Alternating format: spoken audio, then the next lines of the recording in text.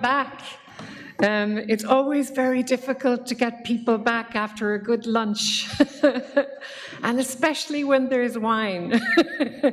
That was very nice. It was, and thank you to the to País Basco for offering us that wonderful lunch.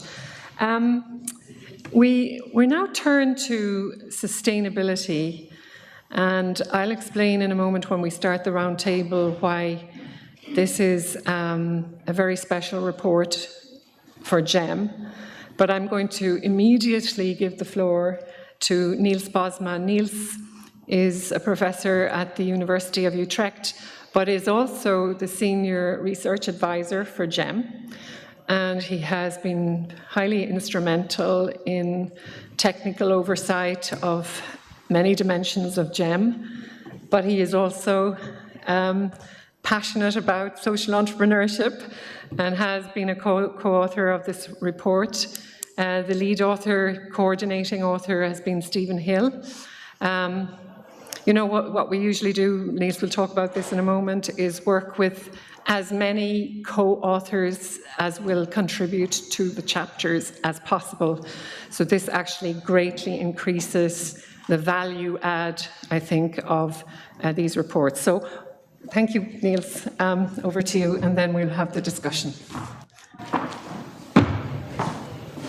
Yeah, thank you so much, Aileen. So we deliberately did sustainability after the lunch because we obviously realized then people will come here, right? So we actually have the committed people here in the room, which is great.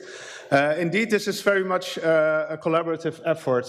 So I would like to recognize those who contributed, and also indeed thank Stephen also for taking up the lead authorship, which is also very much a coordinating role, but you also put a lot of effort in this. So my role is actually, in that sense also modest, I would say. So any one of those could have made this presentation. And also, yeah, I thought it would be nice to put some of the pictures of the sustainable entrepreneurs that we also highlight in this report, which will be forthcoming shortly. I believe the March 4th will be the release date. So I think it's very good that we are now can have this report, also thanks to some of the GEM sponsors.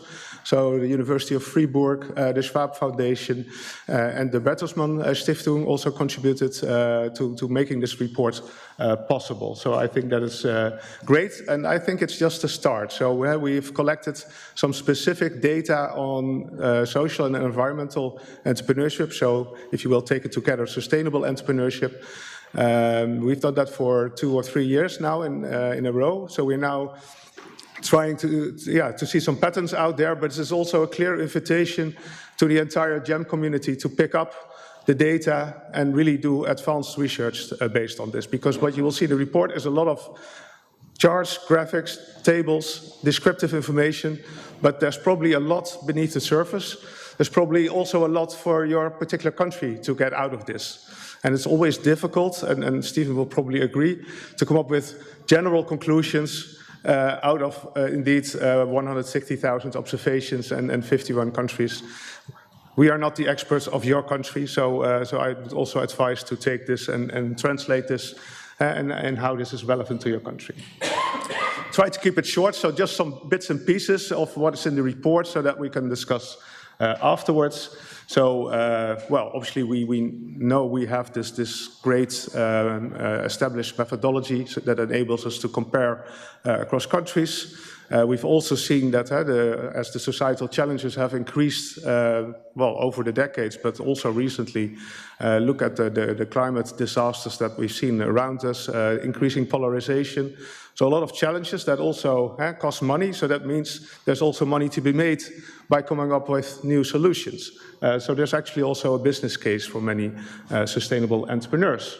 And obviously also the Sustainable Development Goals, they have been implemented. That also gives a push in terms of what large business should do, what regulation should be like. So that also helps in making this transition. So hopefully next year we will actually have the session, maybe as the first session in the GEM meeting. Maybe that's a good suggestion, actually. Anyway, some elements that we will cover in this presentation. So like I said, some bits and pieces so that you have an idea of what the data looks like. We've already seen before, in terms of motivations, that question we introduced in 2019.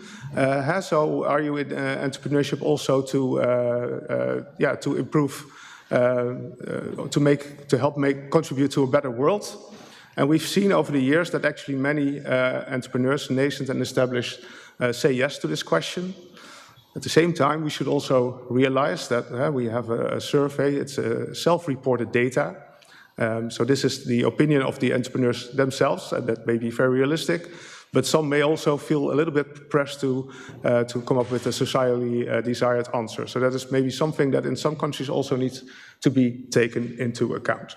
So entrepreneurial motivations, we also look at prioritization of sustainability goals, in particular in the view of the experts in the country.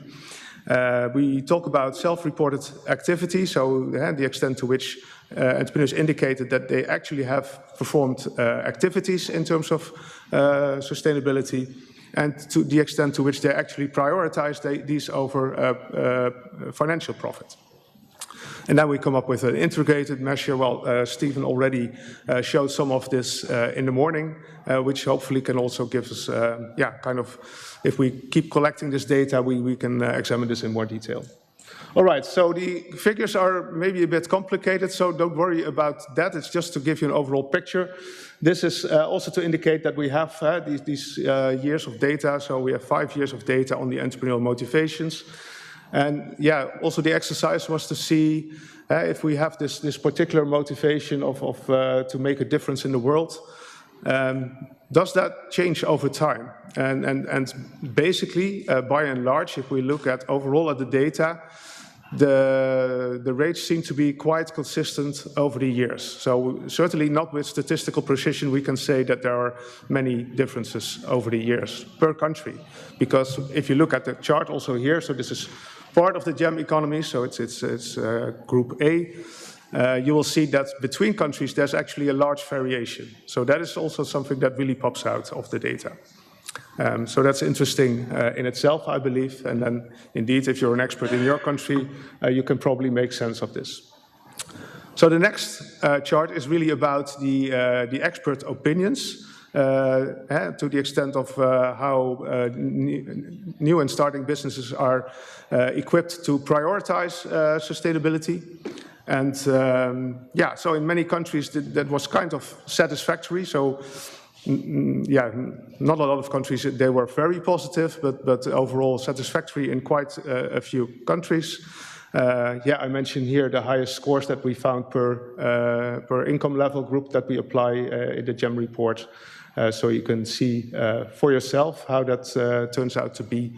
This is just one indicator. There are several questions that have been asked to the experts in every country. So in the report you will be able to see more details about this, and maybe that will come back also in the discussion later on. All right, and then we have figures about self-reported activity. So how many of the early stage entrepreneurs actually are taking steps, according to themselves, to minimize the environmental impact of their business. So this focuses really on the environmental impact. We also have data on the social impact, maximizing the social impact. So this chart focuses on minimizing the environmental impact. So also here you see that quite a lot of the early stage entrepreneurs actually indicate to be doing so. So there is overall actually, if you look at the motivations, the activity, quite a significant appetite for sustainability in entrepreneurship. We do see that established business owners were more likely to report this. Probably this has to do with also nascent entrepreneurs being involved in early stage. They might not have started yet, so they might not have conducted these activities. So that's maybe a kind of logical explanation for this difference. Because in other indicators, we actually see with established entrepreneurs reporting less focus on sustainability. So as the business grows, maybe they are forced to focus more on financial value rather than in the beginning. So another chart, prioritizing social and environmental impact. So this is really the indicator that's in which the entrepreneurs indicate to be prioritizing social or environmental impact over financial impact. Now this is also a bit tricky because there's also a big debate about this also in academics. Should you actually prioritize this? Are you only then a sustainable entrepreneur? Or actually, should you actually prioritize the financial side in the short term to be able to make impact in the longer term? So this is the indicator says that people either agree or fully agree to that statement. So also here I'd say further research would be welcome, and also maybe as a consortium we need to look better into this particular indicator. So we see many economies in the Latin America and Caribbean regions to actually score high on all indicators related to sustainability, but also in particular this one. So that's interesting in itself. All right. Then we move on to this kind of integrated indicator in which we actually require several criteria at the same time. So should, for instance, an entrepreneur in the survey have some social desirability in the answers, well, then at least this entrepreneur is consistent in all these elements. So maybe it actually, it's a bit stricter on how we define sustainable entrepreneurship. So first of all, motivation needs to be in place. There also needs to be some strategy in place. So when they make decisions, they take environmental and social issues into account. They also have societal impact as main target, so that's also a very strict indicator here. And they should have taken some degree of action already. And then you have the percentages that you see over here. So they are not the 40, 50% that we might have seen earlier. But in the adult population survey, we see a maximum, and that's the case of Guatemala, of 15%. But if you look, for instance, at the higher income countries, you see overall quite lower percentages. So they translate in between like 10% to 40% of TEA. There's quite a variation in that as well. So all in all, interesting data. Mind you, we have this for 3 years in a row. We can also do breakdowns by gender and by innovation. For this indicator, I also did that in a special chapter for the Global Innovation Index. So GEM was also featured there. GEM is featuring in the Global Innovation Index anyway, because GEM data is being used, which I think is good for GEM. But they also paid special attention to social entrepreneurship. And what you saw in that chapter, for example, is that with social entrepreneurship, with this indicator, they tend to be more female and they tend to be more innovative. So that's actually quite significant, and we see that for most countries in GEM. So I think this is a result that will not surprise many, but still it's good to see that actually confirmed in our data. So coming to the conclusions, so I think this is the good news. So there's a big appetite for sustainable entrepreneurship. Well, Aileen mentioned I'm a professor of social entrepreneurship. We teach also in broader programs. I see a lot of students that actually, they want to do good for the world. They want to do good for themselves as well. But they really think about, okay, how can I also do good for others and for the planet? So I think this is something that we see more and more. So this is something to also to cherish, but perhaps as they grow over time, they develop over time, maybe they see still more forces that go against this prioritization, right? So especially if you live in a context in which shareholder value is very important, that you might still, down the line when you get more investors on board, be forced to focus more on financial value. All right, we see this appetite, we see that across all global regions. So this is not something in a particular region. Like I said, Latin America and the Caribbean stand out in that sense.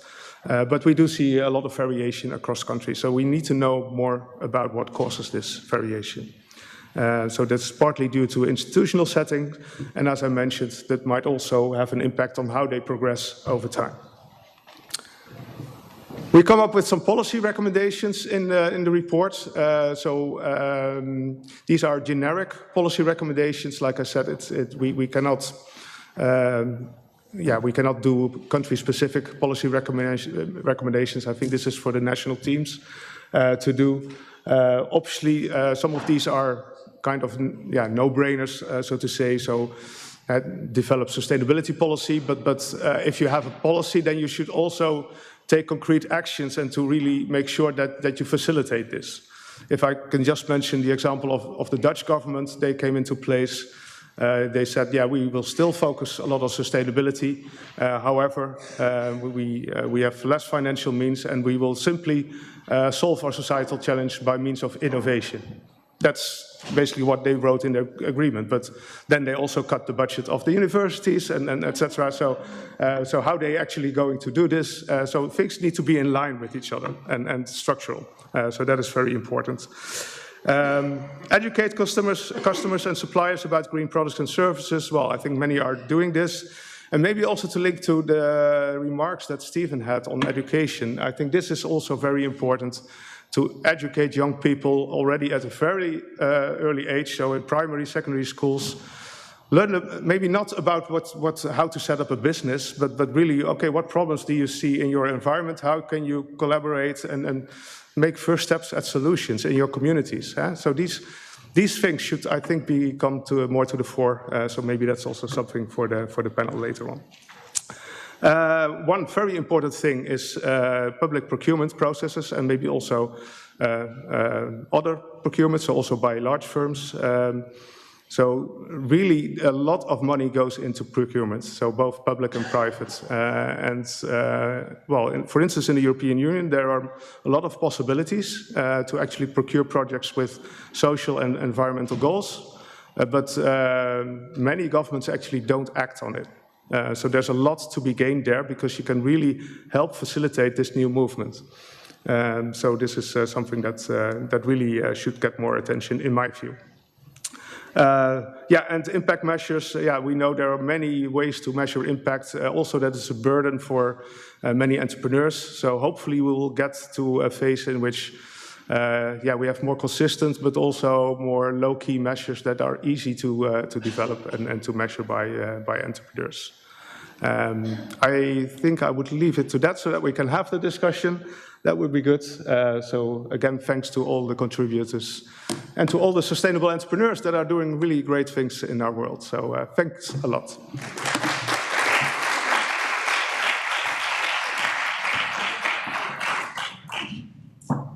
Could I kindly ask our panel to come up, please? Thank you very much. Thank you, Niels, for the great presentation and overview. And as usual, so much more could be said based on the data, but these are maybe some of what you might call the gold nuggets. The gold nuggets. I will find the chair. Yeah. So I'm delighted to welcome our panel. Like this morning, we have a number of our representatives of our national teams, plus Steve, who was the lead coordinating author of this report. We have Cesare, who is with GEM-Luxembourg. I'll come to you in a moment, Olga. Maya Dougoud, who is with GEM-Switzerland. And Natanya Mayer, who's with GEM South Africa. So we have some very interesting perspectives here from the GEM point of view, but we also have Olga Martín, who will, I think, ground us in the policy realities and especially give us some good examples of what's happening here in Bilbao and in the País Vasco. And what conclusions she has drawn from her experience in the area of sustainability. We were just talking before the event on the passion of people. And passion came up this morning as well, passion for data, passion for GEM.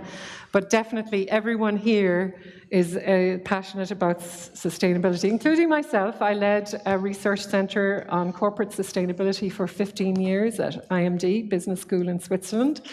And so I am really thrilled that we are soon going to be able to launch this report. So this is not the actual official launch, it's a pre-launch. As Niels said, the launch will be by Zoom on the 4th, so watch this space. Contact GEM if you want to sit in on that launch. And I guess, you know, I said this morning I joined GEM in 2019, and around that time, GEM had decided that it needed to up its game in terms of understanding the impact of entrepreneurship on sustainability. Not that GEM was not able to talk about its impact in social terms before, because it has. I mean, if you remember this morning, Steve called up, you know, the situation with household income. GEM has always been able to deliver some very interesting perspectives on poverty and, of course, the impact of entrepreneurship on poverty, for example, helps towards the Sustainable Development Goals. Which, for poverty, by the way, we were one of the Sustainable Development Goals that was being very much achieved before COVID, and I say before COVID hit and struck, was alleviation of poverty, to take away extreme poverty. But unfortunately, for various reasons that you will all know of, COVID being one of them, and now there are many other factors coming into play, the poverty goal is actually going backwards. So all that to say that GEM actually felt in 2019 we needed to include more questions related to sustainability, and it did so, and then added more in 21, correct? Yeah, we added more. So we are now in a position to really produce a decent report on the impact of entrepreneurship on sustainability. And I think over time, as we collect data, we will be able to see the longitudinal effects, which is, again, the beauty of GEM. So all that to say, we're thoroughly delighted to be, you know, on March 4th launching this report. So you have kind of an inside track now on the contents. So what I would like to do first is to do a little bit like this morning, a kind of round robin, to collect some of your expertise on the report, what you've seen in the report, but also benchmarking against your own national team perspective, you know. And I'll start with you, Cesare. He told me I should say Cesare. So Cesare, before, yeah, go ahead and we will do a round. Okay, thank you for the call. I'm really happy to contribute here. Just a bit of background. I'm based in the Statistical Institute of Luxembourg. I love data, numbers. And I would like to start saying, like in my presentation yesterday, a number, 15% of SDG were achieved in 2023. SDG, Sustainable Development Goals, are meant to be achieved by 2030. And last 2 years ago, we achieved 15%. This year, 17%. So in 5 years, we are supposed to achieve 85% of what is missing. So I see this as a crude number, and you can read as a problem or as a big opportunity. I tend to be a bit pessimistic because I record the Millennium Digital Goals that were really partially achieved, the ones before the SDG. That said, it's important to to understand where we are, global. We are facing global problems, and we should need global answers, but root in the local. Then I can say something about my country, Luxembourg. I think that at least in Luxembourg, there is a huge tendency, attention towards environmental issues, social economy, that match with the results of the GEM, and as well in terms of employment.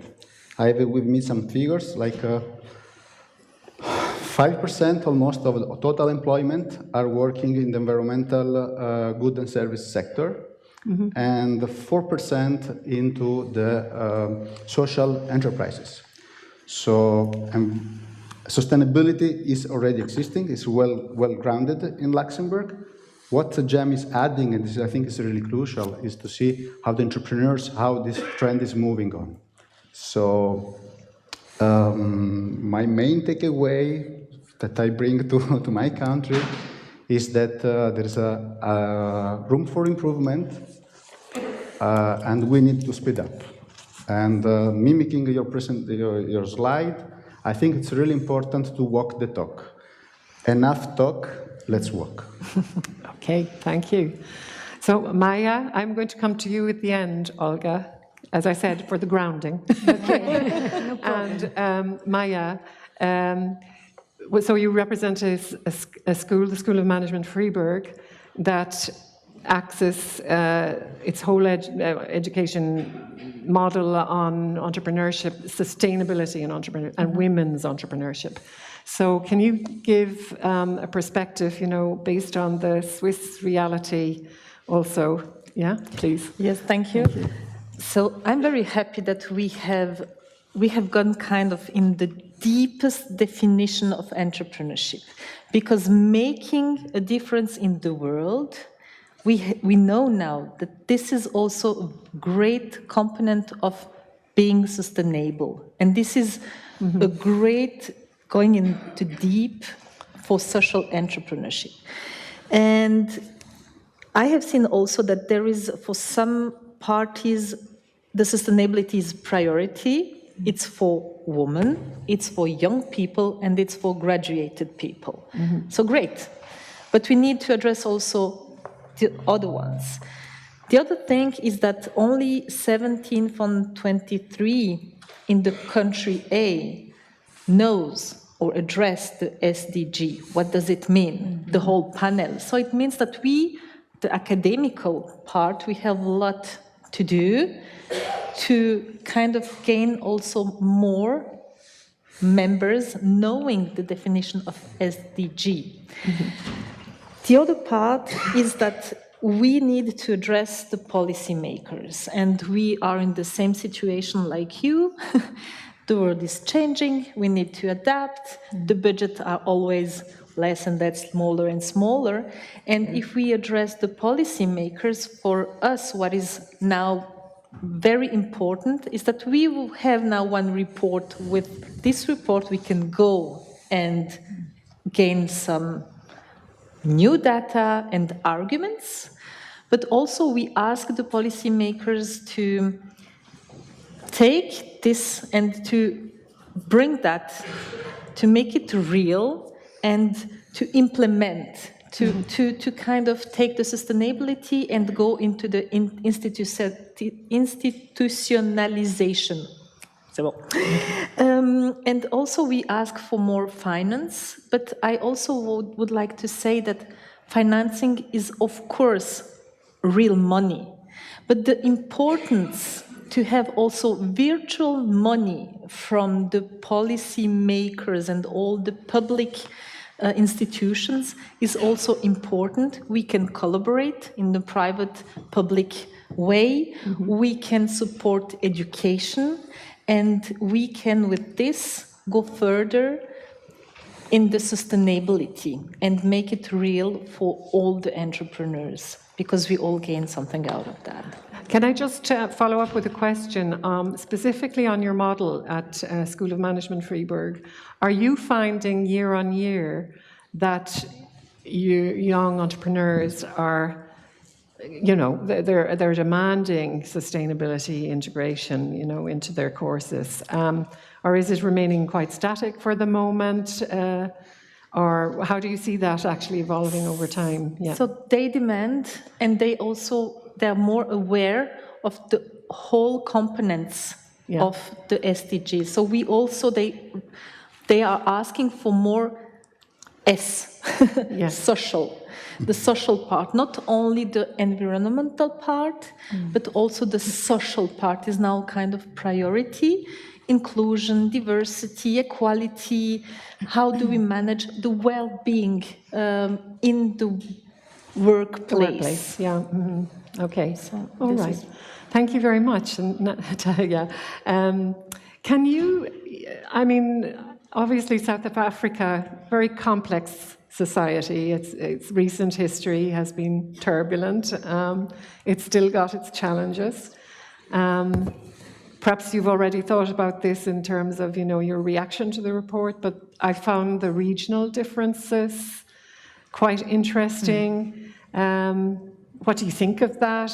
Could you include that as part of your answer? But please go ahead and give me your reaction. So I think for me, just to start off with, what was surprising and actually quite nice to see from the report is that one of the most widespread motivations among entrepreneurs is to actually make a difference. So somewhere it is resonating in their minds, and this is across the findings of this report, not only country specific. Of course, it varies in different countries, but making a difference in the world in certain instances is important. And I think this is the first step. It's like admitting you've got a problem, admitting you need to fix it. If you don't admit it or see the problem, there's no way in fixing it.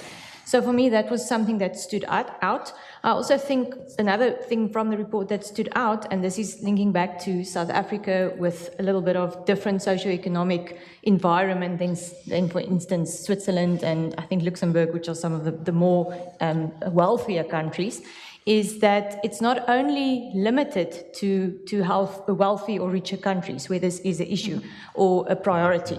So we did also see in the report, as Niels showed us this morning or just now, that there has been also an importance for even lower income countries to focus on this. My next point that I want to make specifically with the lower income countries, or maybe, let me say, some countries where education isn't perhaps up to the standard of some more developed countries, is that often social entrepreneurship or, for example, sustainability actions happens out of a necessity or the way of life. And some of these entrepreneurs, and here I'm really referring to necessity-driven entrepreneurs, not necessarily high-growth entrepreneurs, is that they do these type of things without even understanding the context of the SDG. So it's almost like a natural thing that happens in the context of a country where a lot of social problems and issues arise. Mm-hmm. Coming back to your question specifically on regional variations, and I think this was something also interesting for me, that if we split the regions maybe into, let's say, 3 categories. The first one, emerging economies, I think here sustainability aligns quite a lot with social entrepreneurship, because this tendency to assist in social aspects and conditions is there. So the social context links a lot quite to the environmental aspect. In high-income countries, this is often driven by regulation. So you are forced to implement certain things from an environmental perspective because of policy. And then in resource-dependent economies, such as, for example, South Africa and other lesser developing countries or developing countries, there's a lot of external pressure due to climate change, deforestation, energy problems. I mean, we're sitting with that in South Africa. So there's different things that drive different reasons for why people enter into more sustainable practices. And I think maybe just coming back to South Africa, some of the problems that we face if this whole concept of sustainability is brought in, is that if you sit in a community, a poor community, and you need to make a decision, are you going to feed your child with a more sustainable method of cooking, or are you going to make a fire that is going to pollute in a way? And this is a very basic example, but this is just to provide some context. the option will be there to maybe go for the less sustainable, less environmental proper way, because you are in a necessity position and you don't have the luxury to choose these things. So I think often we sit in countries where there is a lot of these socio-economic challenges where, unfortunately, being more sustainable, and again, this is a broad scope, this is not only in business, is a little bit of a luxury, and it's not always sometimes possible. And unfortunately, I think there's not a quick solution to solve this. And I do feel that in countries like this, there should be a very good drive from the government and policy to try and assist, and also looking at private-public partnerships, etc., getting businesses involved. So I think it is a bit different if you look at developing countries, especially ones with maybe high inequality and those type of things. Okay, thank you. So I'm turning to you, Steve. You've been listening to everyone else, so I'm actually going to ask you to react to everyone else, what they've said, and maybe your own observations to complement what Niels said about the report. Okay. Go ahead. Okay, thank you. First thing I'm going to do is what I did this morning, and that's to thank the co-authors. Right. I've learned such a lot from a talented bunch, and not only this bunch, there are other co-authors in the audience on the screen. I've learned a lot. Secondly, something I forgot to do this morning was to thank the global GEM team. Oh, well, thank you. Francis, Alicia, Aurea, Enrique, for quality data, quality support, year in, year out. We couldn't do any of this without you. All right, now. We need a round of applause.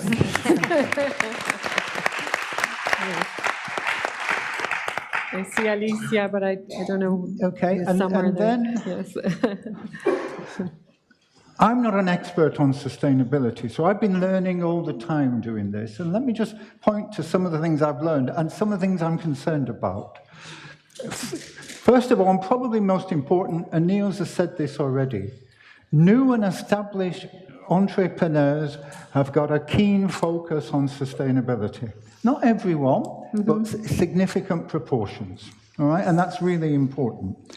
Secondly, if a new or established entrepreneur are taking actions to minimize environmental impacts, they're probably also taking actions to maximize social impacts. The two things go very closely together. And that's important too. True, yeah. Okay? There are group differences. For example, women, younger people are more women entrepreneurs, younger entrepreneurs are more likely to be undertaking sustainability actions and strategies. There are significant regional differences, and Natanya has talked about them. I don't understand, but it's very clear that Latin America, Caribbean is leading the way in terms of the proportion of entrepreneurs who are acting and thinking sustainably. And finally, my biggest concern right now is I don't know if the new USA is going to turn back the clock. I'm really worried. Statements like, drill, baby, drill, terrify me. Yeah. Okay. Yes, clear message. I'm going, Olga, I'm turning to you now. And so, talking of this, of trying to achieve sustainability goals, many entrepreneurs start, they have all the best intentions, but can they maintain, will they struggle to maintain as their businesses grow? And I think you have probably some quite interesting examples to talk about. Go ahead. Thank you for inviting me to be here. And just, I would like to say, for beginning, that ACLIMA is an ecosystem where public and private collaboration is made, okay? So we have very close contact with small and medium enterprise, with startups, and all of them are from the environmental sector. So we are experts in environmental sustainability, okay? because social is related, but it's not the same, no? And what we see normally that is there is we need to, the first thing we need to do is to align the entrepreneurial ideas with the challenges of the region. Sometimes, or too many times, new startups come with their ideas, but these ideas are more related to how I want to contribute to improve the environment of the social, in order to build a profitable business. Right. Okay, so this is They give priority to the social or environmental goals. Yeah. So this is one of the things that you have to understand, that maybe you are talking about environment, but you are talking about businesses, and the business have to be profitable. So this is one of the things that normally we find, no? And the second one, that is any business related to the environment has a huge amount of legislation to comply with.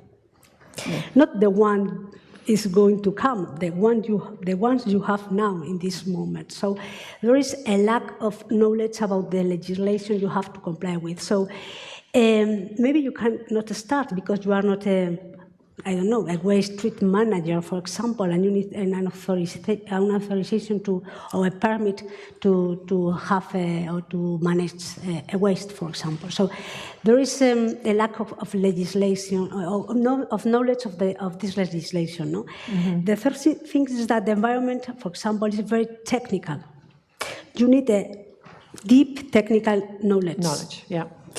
And it's very different if you know about waste, or you know about water, or you know about air. There are a lot of kind of different things to do around these different worlds. So you need to be very technical. Expert, yeah. And you have to approach one of the different areas of the environment. So in order to do that, no? And one of the things we are trying to do is that the well-established companies, the mature companies we have, what we try to do is to make contact with these new startups in order to give them the support of the suggestions about how to know the market. The environmental market is a different market, the technical things you need to know, the people, no? Because there is a very we have a lot of legislation, so we need to know very well which is the public institutions you have to deal with, right, in order to build your business. And when there is companies there that they want to work with these startups in order to make them grow and to give them the opportunities and the suggestions to grow, no? And we have in Basque Country we have. I would like to talk about two instruments or two tools we are using. One of them is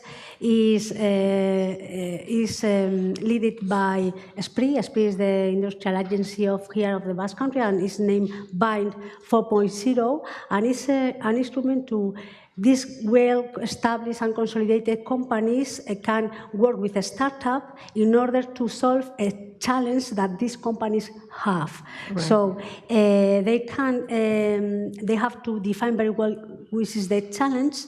SPRI is calling to all the startups around the world that can give us a solution to that challenge, and we keep them together, and at the end, 3 of them will be in the last minute, and the better one, the best one will win the idea. And the idea is to make a pilot to solve this problem. Another tool we have in our ecosystem, in ACLIMA, we have a networking of investors to invest exclusively in environmental sector, in environmental startups. And not only with money, they want to help them to know this market, to know how to build this industrial plant, And Something. they invest on them in this in money and in knowledge and experience. No? I think this is one of the best things to grow or to maintain a company, a new company. No? Okay, and building on that, the role of innovation and technology, I'm just wondering what would be your comment on how you can, because that has been found to improve, sustainable entrepreneurship and the ability to integrate sustainability into activities. And so how have you been finding that in your work, the role, of innovation and technology as regards sustainable entrepreneurship? Okay, and nowadays we need a lot of, here in Europe we have the Green Deal, no? And the Green Deal is new. It is 5 years old, a new policy from the European Union in order to change the economic model of Europe, no? So they want to put environment in every corner and every level of the society, no? Yes. And so it's so big, and there is so many opportunities that we cannot do anything without innovation. Investment? To innovate in technology, in procedures, in policies, in strategies. We need a huge amount of different tools in order to get the ambitious objective we have put us in the Green Deal. So, for example, we work with companies from the environmental sector. They understand very clear that this is an opportunity. So they are innovating in so many ways that is amazing. We are living in an amazing moment in this way, no? We are innovating in technology to for the valorization of the waste, because just one data, no? Only we recycle or reuse in Europe at the 12% of the waste we generate. The 12%, 80% of our waste is going to elimination. So imagine the quantity of tons of waste we can reuse, recycle, revalorization. So how many new startups can be created around the waste? A lot? Yes, yeah. And this is a big challenge. There's opportunity there, yeah.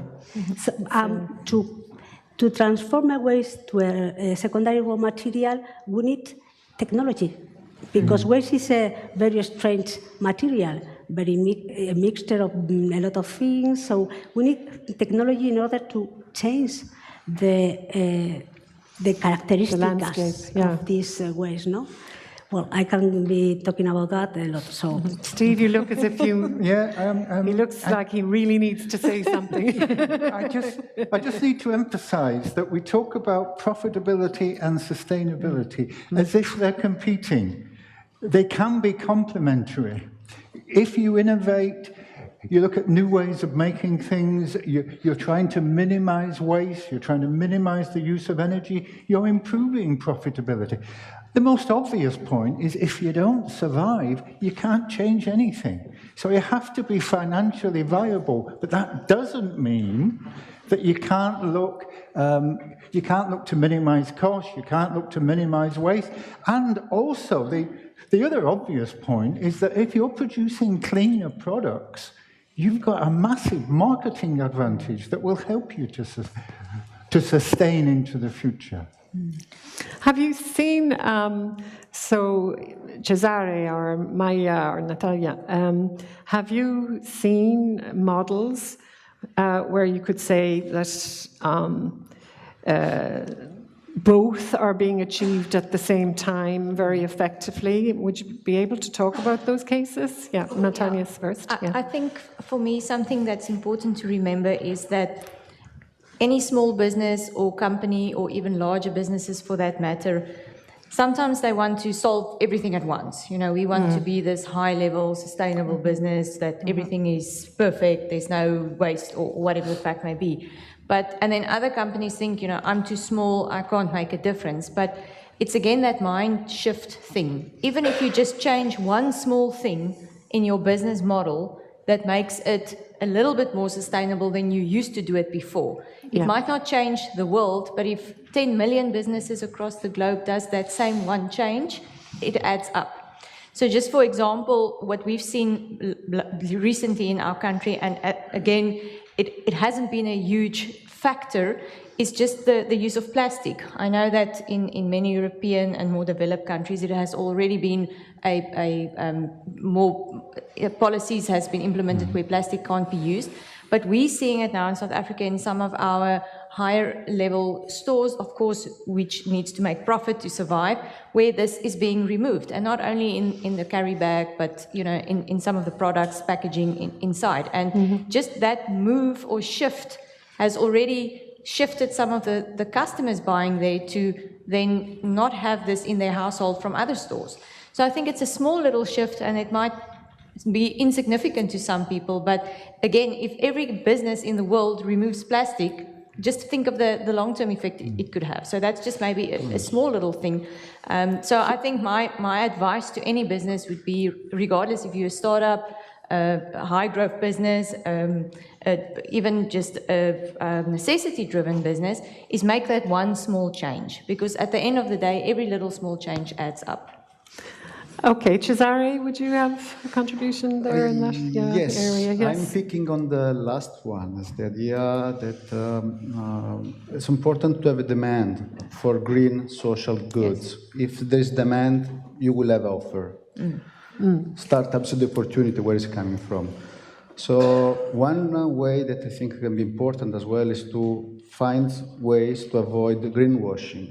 Because if a customer cannot distinguish the sustainable goods, the sustainable services from the non-sustainable ones, is free riding and is damaging the good one in favor of the bad one.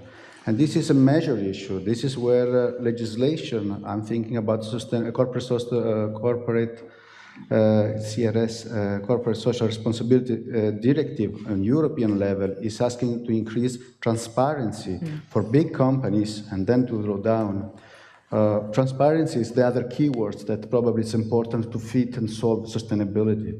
I like the other point, sustainability in our daily activities of the businessman. And here I'm just fantasizing. Do we have a GEM footprint, or what we can do as a GEM as well to contribute personally there? It's like to measure and improve on it. There are plenty of problems measuring these things, but at least it's food for thoughts. Well, I think we make a good contribution by being completely virtual. and the board used to meet 3 times a year and travel, but we don't do that anymore. We moved to virtual way before COVID, actually. So, yes. So actually, that's not a bad contribution, considering. Go ahead, Niels. If one of us wins the lottery tonight, we should start a fund. Finance. So, Finance is the other key. The other key we are discussing about green finance, green environmental finance. If the investors have and their objective as well, they need to invest in startups that have some ranking in environmental and social ones. This is a really powerful leverage that may steer the direction. And once again, transparency is key there. Okay. Yes, Maya. May I continue, because you spoke about demand and offer, but there is also the importance of the community. And there is this SDG goal 11, who highlights this community, this city living together. Yes. And we can see that in all the groups A, B, C, the SDG goal 11 is there. So I would say, of course, it's a question of demand and offer, but it's also a question about living together and sharing values. And this is also a pressure that comes out of the market to produce the change. And when also the second thing I would like to add, I just made kind of check. What are we contributing with our GEM meetings, and which small goals do we achieve? I picked up some, the SDG 3, health, well-being, because our community changes the world. So we contribute to the SDG 3.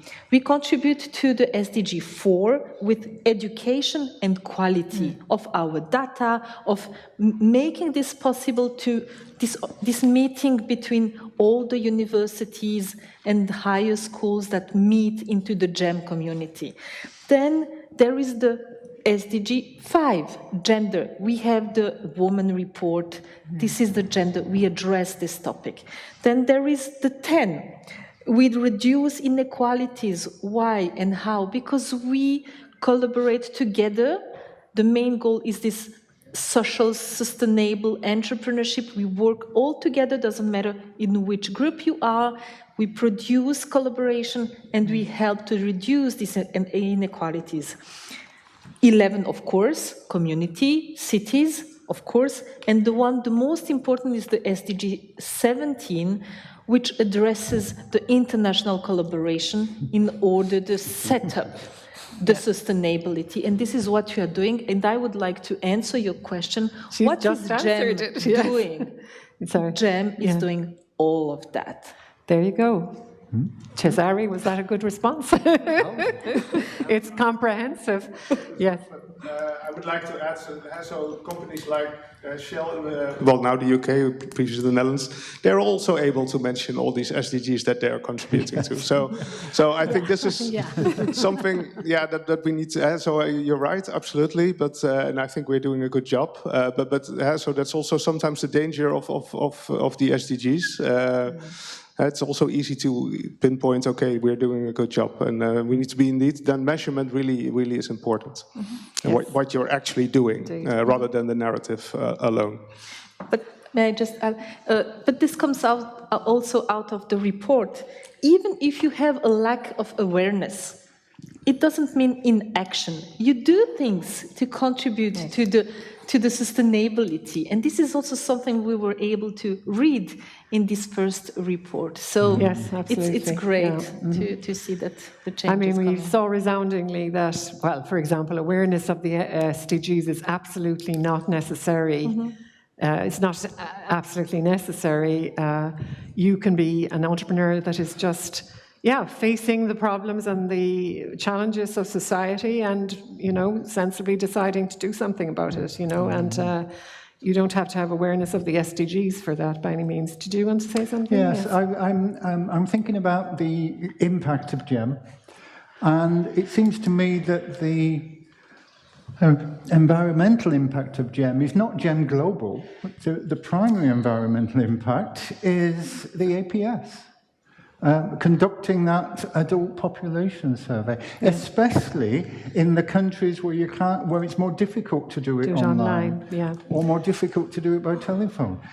If we can find ways of avoiding knocking on doors, we can massively reduce the environmental impact.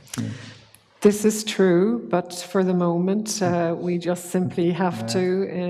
We have increasingly been moving as much as possible to online surveys, but there's especially in developing countries, there is a limit to that. There's just no two ways about it. You just don't have the coverage, the internet coverage, etc. I'm just going to take maybe 2 questions. Maybe 3 if they're really quick. So, do we have any questions out there at all? Can we see? There's one. There's one over there, lady in green. Yes. Green is yes, I know who you are, yes. Okay. Slavica, Actually, we have 2 questions. One is mine and then Natasha. Okay. First of all, I want to congratulate that GEM is continuing taking care of sustainability and inclusiveness. We published last year, Springer, Palgrave, a book on inclusivity, sustainability, and using GEM data. Now we are just finishing the chapter on inclusivity and sustainability for Elsevier. And my question is, because we finished actually analysis to Niels, do you have some kind of statistical analysis with significant differences or variations among a group of countries. And Natasha has a second question. Are you going to answer that first? But then I will. So the question is if there are significant differences between countries on sustainability indicators. Yes. So the answer is yes, we do see that. Because so also in the picture we showed the confidence intervals, so if they don't overlap, you could say there are significant differences. The only disclaimer that I make is try to emphasize this a couple of times, that it's self-reported data. And the fact that it's self-reported may mean different things in one country versus the other. So in one country, there may be more of a social desirability issue, depending on how the culture is, etc. So that's the so this is the the researcher in me that also tries to give some of these warnings. Based on the data itself, yes, significantly different, but still. Yeah, have a good look at what you think is behind this as well. So that would be my call. But yeah, we see significant differences across countries. I just wanted to comment that we did not find for everything statistically significant differences. So it was the right question. So maybe because we combined 3 years of data, so that reduces the confidence interval. So yeah, that could be it. I don't know. So happy to have a look. Yeah. And my question is related to APS. After doing this GEM analysis with sustainability questions, do you have maybe a plan to change some of the question in the questionnaire for APS, or are you satisfied with all of the questions? You mentioned in your recommendations that you think that sustainability should be measured, like we should have some metrics that is easy to collect, if I recall correctly. Thank you. Yeah. So first of all, this is not up to me. So that's very important. So we have this APS working group. So many national team members are involved in this. And if you're not yet, you can be involved. So that's the open call here. So especially if you want to contribute, please do, because the group meets and then we make the proposals. So that's how it goes. So I am afraid we cannot do something in the sense that we can accurately measure how these entrepreneurs are doing, because it's self-reported. So we can ask them if they measure. We've done that in the past as well, I think. At least in some other questionnaires it's the case.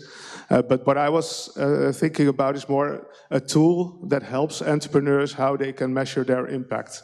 And we see a lot of those, and we're at Utrecht University, we're also working on an open source measure so that you can actually see as an entrepreneur, like, okay, I'm in the field of work integration, social enterprise, for example.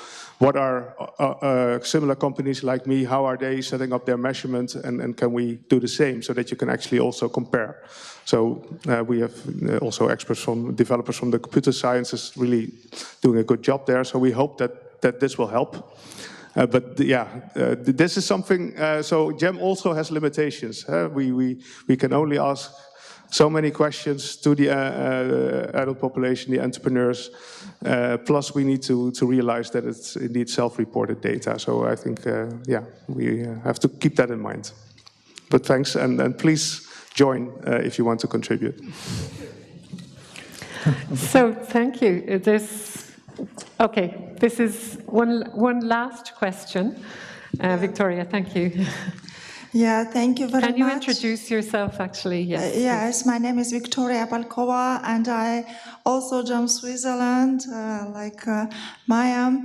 And I would like to ask the question regarding, so when this report written, what are the plans for future? I mean, whether you are going to do such reports, global reports annually, or what is the plan? Or you think that teams, GEM teams, need to incorporate sustainability statistics in their national reports, and that's all. So what are... Well, okay, the last part of that is the teams can decide for themselves what they want to integrate. Some teams may opt to actually do a sustainability report themselves, you know, that's absolutely now possible. As for the plan, the board approved 2 thematics as a centre and core part of the GEM strategy, and that was in 2020, I think, women's entrepreneurship and sustainability. So the women's entrepreneurship, we immediately started, instead of just, I think we had done it sort of every second year, and even before that, more sporadically. So we started getting a constituency of support, including the Cartier Women's Initiative, so that we could produce this report every year. And now we have been religiously doing it for the last 4 years, I think 5, every year. And we're going to continue that because we have really great support for the Women's Entrepreneurship Report. And this year, Niels and I have been collaborating with the Schwab Foundation, which is the social entrepreneurship arm, if you like, of the World Economic Forum. It's one of the foundations that's attached to the World Economic Forum. And they have facilitated support from the Bertelsmann Foundation, Stiftung. And that has allowed us to produce this report with support. You know, almost more important, as important as the financial support, is the institutional support that we get, because then we can outreach more. So between the Bertelsmann Foundation, the Schwab Foundation, and also we've had support from the School of Management Fribourg, which has sustainable entrepreneurship in the core of its strategy, and it's been helping us with this report as well. So we've got it together now. This is the first one. I mean, if we can do it every year, that's the objective, like the women's report. So that's it.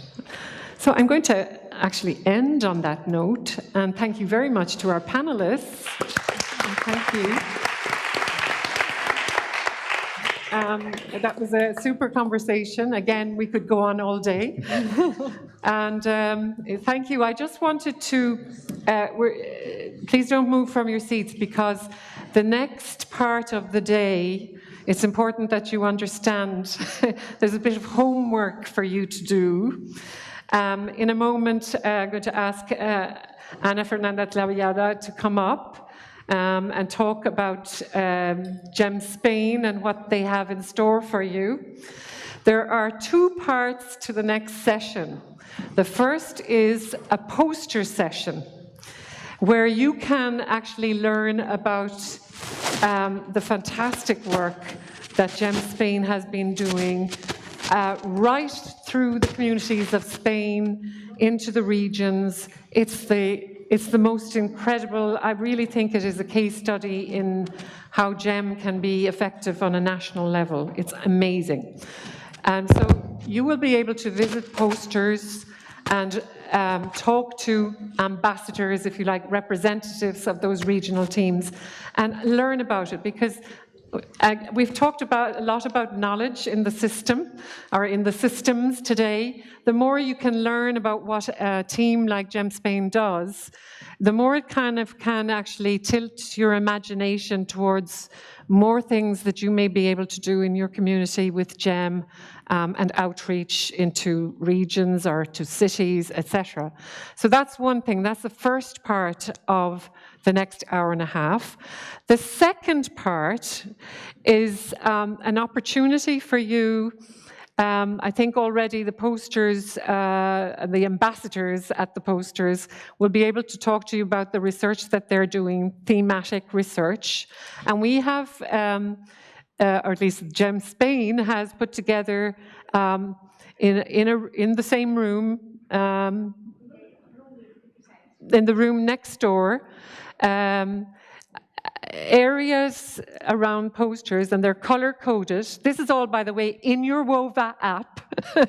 So you should have read that. If you have not, please read it after the session.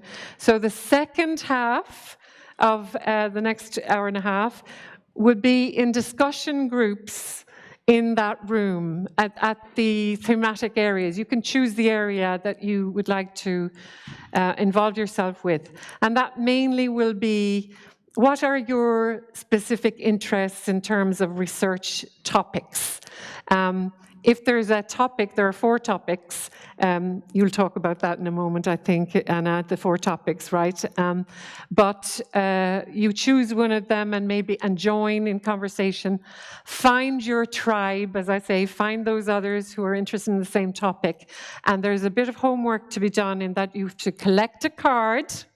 It's a specially designed little card so that you can actually write on it and achieve, you can answer the questions on the card and leave the card with the GEM Spain team at the end of the session. Okay? Now, all of this is probably explained in detail, with a lot more detail than I've given you. In your WOVA app, you'll have got the description today, but I'm just explaining that now so that you understand the broad outline. So thank you again to our panel, and I'm going to leave it with Anna to introduce this next hour and a half. Thank you.